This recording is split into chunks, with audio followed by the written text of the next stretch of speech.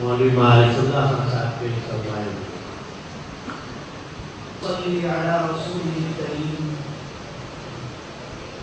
اما بعد فاعوذ باللہ من الشیطان الرجیم بسم اللہ الرحمن الرحیم ان اللہ لا یغیر ما بقوم حتی یغیروا ما بانفسهم صدق اللہ العظیم۔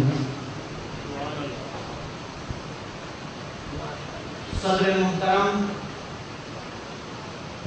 مہمانان ذی وقار اور معزز حاضرین محفل، اس وقت آپ سب حضرات رامپور کے علم و فن کی مشہور علمی یادگار مدرسہ جامع العلوم فرقانیہ کے 68ویں سالانہ جلسہ دستار بندی میں تشریف فرما ہے،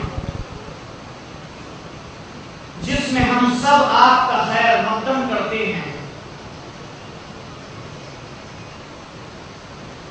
ارباب علم و دانش اس بات سے بخوبی واقف ہیں کہ کسی بھی ادارے کے مشن کو چلانے کے لیے سب سے پہلے توکل علی اللہ، عملی جد و جہد اور سماجی طور پر انسان کا پروقار اور متدین ہونا نہایت ہی اہمیت رکھتا ہے۔ چنانچہ اس ادارے کے بانی بحر الشریعت و طریقت مفتی معظم خطیب اعظم ہمارے جد امجد حضرت مولانا شاہ وجیہ الدین احمد خان صاحب قادری مجددی رحمت اللہ علیہ کو اللہ رب العزت نے ان تمام خصوصیات کا مکمل حامل بنایا۔ بقول ڈاکٹر اقبال، یقین محکم عمل پہ ہم محبت فاتح عالم،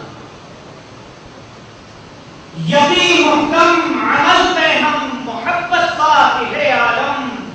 جہاد زندگانی میں یہ ہے مردوں کی شمشیر۔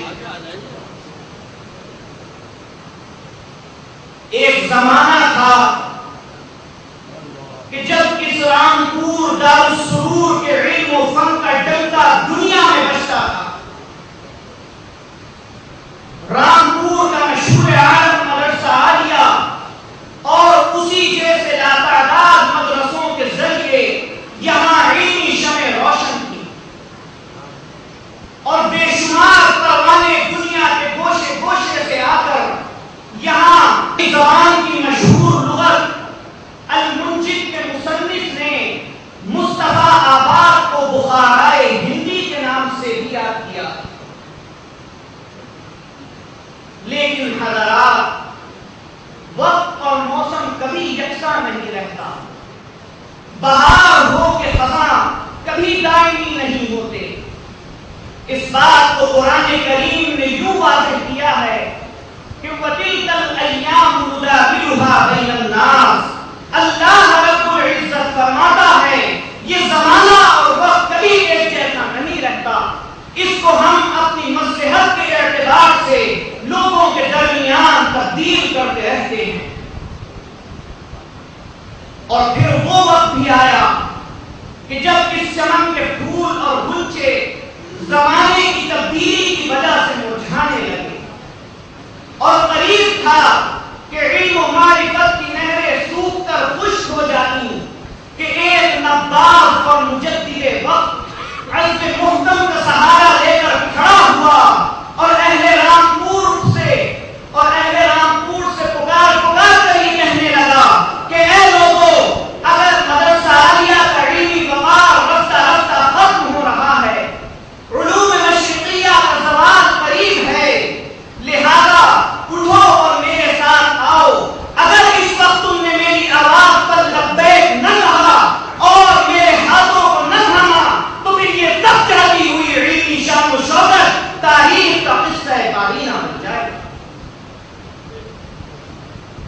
قوم کے اس دردمند شخص کے ذہن میں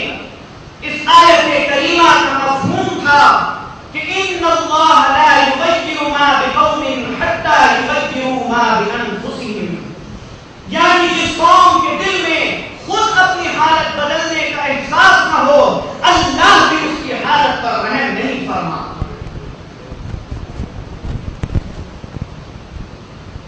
گویا کہ جاتی ہوئی اس علمی آبرو کو دیکھ کر قبلہ خطیب اعظم کا دل خون کے آنسو رو رہا تھا، اور آپ کے دل کی گہرائیوں سے یہ صدا بلند ہو رہی تھی کہ ہاں دکھا دے اے تصور پھر وہ صبح و شام، ہاں دکھا دے اے تصور پھر وہ صبح و شام کو، دوڑ پیچھے کی طرف اے گردش ایام کو۔ چنانچہ کچھ مخالفت اور کثیر موافقت کے پربہار جھونکوں کے درمیان اس ہستی گرامی نے قوم کے ہمدردوں، شرفاء اور شہر کے معززین حضرات کو ساتھ لے کر مدرسہ عالیہ کے مرجھاتے ہوئے چمن کو سنوارنے کے لیے ایک نئے طریقے سے علمی پودے کی داو بیڑ ڈالی، اور ماشاءاللہ یہ علمی پودا خانقاہ احمدیہ قادریہ جیسے روحانی مرکز پر خوب پھلا ہوا۔ بحمد اللہ تعالی آج 68 برسوں کے سرد و گرم کو جھیلتے ہوئے یہ پھلدار درخت آپ حضرات کے سامنے شان سے سر اٹھائے کھڑا ہے، اور اپنے ثمرات سے، اپنے پھولوں کی مہک سے صرف رامپور ہی نہیں بلکہ بیرون رامپور سارے ہندوستان کو فیضیاب کر رہا ہے۔ اس حقیقت کو شاعر نے کیا خوب نظم کیا ہے کہ گلزار رامپور کی وہ کی ہے آبیاری، گلزار رامپور کی وہ کی ہے آبیاری، ہر سمت کھل رہے ہیں گلہائے دینداری۔ تم نے خطیب اعظم فرقانیاں بنا کر، تم نے خطیب اعظم فرقانیاں بنا کر ایک نہر علم ظاہر باطن کی کر دی جاری۔ حضرات کرام، آقائے نامدار رسول کریم روحی فداہ صلی اللہ علیہ وسلم کی مشہور و معروف حدیث ہے کہ العلماء ورثۃ الانبیاء، یعنی انبیاء کرام کو جن علوم کا مجموعہ بنا کر اللہ رب العزت نے اس دنیا کے اندر بھیجا ہے، علماء حق اس کے وارث ہیں۔ لہذا دنیا کا یہ دستور رہا ہے کہ قوموں کی سرداری اور رہبری کا کام اللہ رب العزت نے انہی لوگوں سے لیا ہے جو ہر اعتبار سے جامع الکمالات تھے۔ حضرت قبلہ خطیب اعظم رحمت اللہ علیہ العلوم اور اپنے وقت کا بحر العلوم بنایا تھا۔ جو حضرات آپ کی صحبت بابرکت سے فیضیاب ہوئے،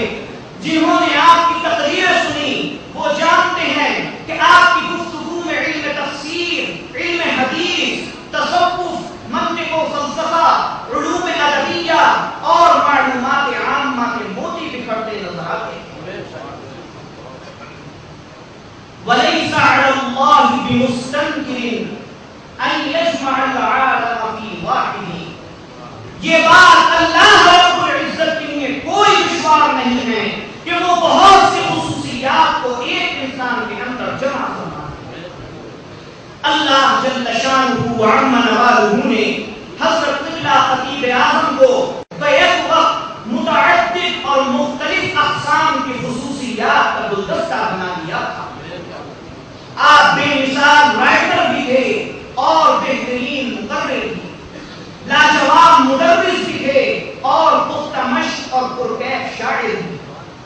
ان سب خصوصیات میں درس و تدریس میں جو آپ کو قلبی لگاؤ تھا، اس کا یہ جیتا جاگتا نمونہ مدرسہ جامع العلوم فرقانیہ آپ حضرات کے سامنے موجود ہے۔ حضرت قبلہ خطیب اعظم رحمت اللہ علیہ کے وصال کے بعد حضرت والا کے علمی جانشینوں کی بافیض اور پربہار جماعت نے اس ادارے میں مزید چار چاند لگا دیے۔ حتیٰ کہ مردوں کی تعلیم و تربیت کے ساتھ ساتھ عورتوں کی تعلیم و تربیت کے ادارے بھی وجود میں آ گئے. یہ سب حضرت بانی مدرسہ اور اس آستانہ احمدیہ قادریہ کے بزرگوں کی روحانی توجہات کے اثرات ہیں. اللہ جل شانہ و عم نوالہ حضرت قبلہ خطیب اعظم کے اس علمی چمن سے نوجوانان امت کو تعلیم یافتہ ہو کر اپنی روحوں کو بیدار کرنے اور امت مسلمہ کی گئی ہوئی عظمت کو بحال کرنے کی توفیق رفیق عطا فرمائے. اس شعر پر میں اپنی تقریر ختم کرتا ہوں کہ عقابی روح جب بیدار ہوتی ہے جوانوں میں، نظر آتی ہے ان کو منزل اپنی آسمانوں میں.